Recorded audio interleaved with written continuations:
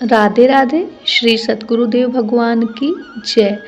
इस प्रसंग में ब्रज भूमि के महान स्थानों के विषय में चर्चा की गई है, जिसमें नंबर 1 है चरण पहाड़ी, रावल, पैठा और बरसाना और साकरी खोर। पहला प्रसंग है चरण पहाड़ी।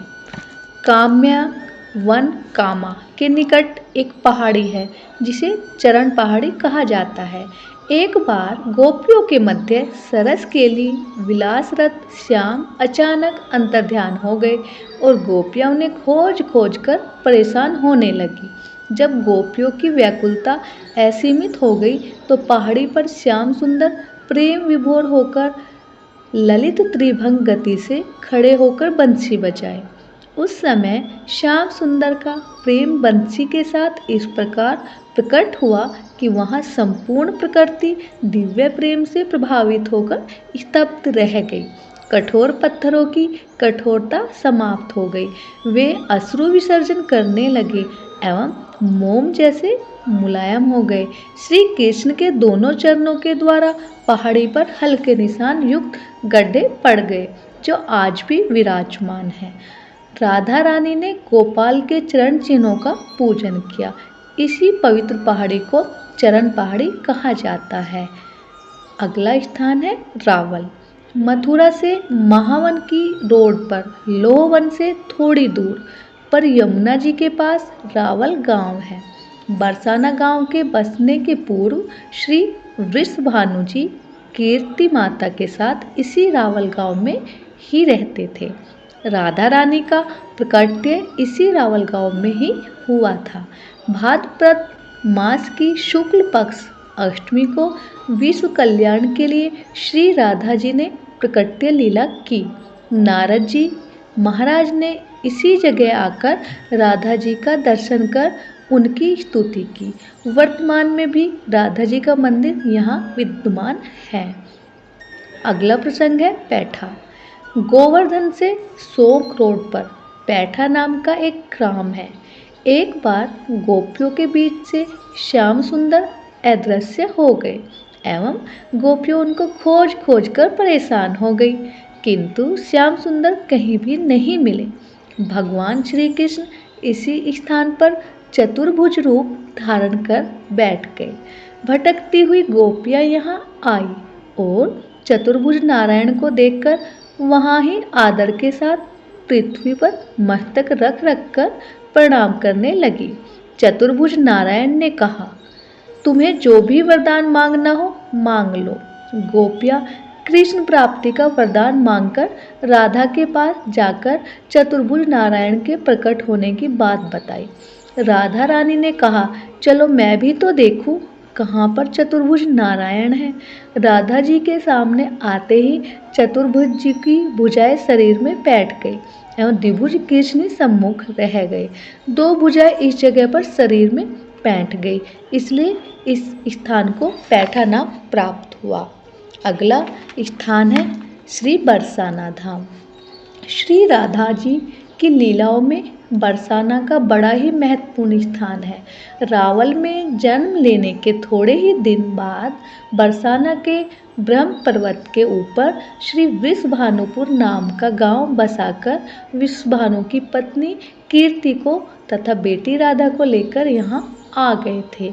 यहाँ के एक एक उद्यान, सरोवर, पर्वत, कुंज सब के सब श्री जी की कृपा प्राप्त है। इनमें से एक एक का पृथक पृथक वर्णन किया जाएगा। अगला स्थान है सांकरी खोर।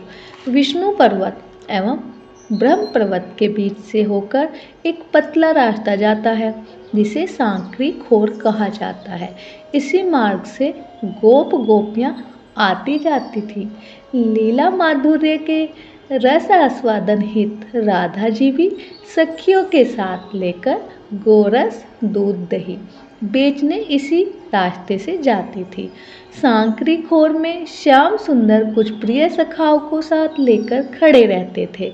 जो भी गोपी गोरस लेकर पहुंचती थी सभी से कहते थे, मैं यहाँ का राजा हूँ, मुझे टैक्स दिए बिना तुम गोरस नहीं बेच सकती हो। गोपी जब टैक्स देने को मना करती थी तो कृष्ण उनके मटके फोड़कर दही गिरा देते एवं ग्वाले दही खा पी लेते थे। कृष्ण के उद्यम से ऊबकर गोपियों ने यह निश्चय किया कि पर्वत की कंदराओं एवं सघन कुंजों में हजारों गोपियां छिपकर बैठो और 2-4 गोपी गोरस लेकर सांकरी खोर के रास्ते से निकलो।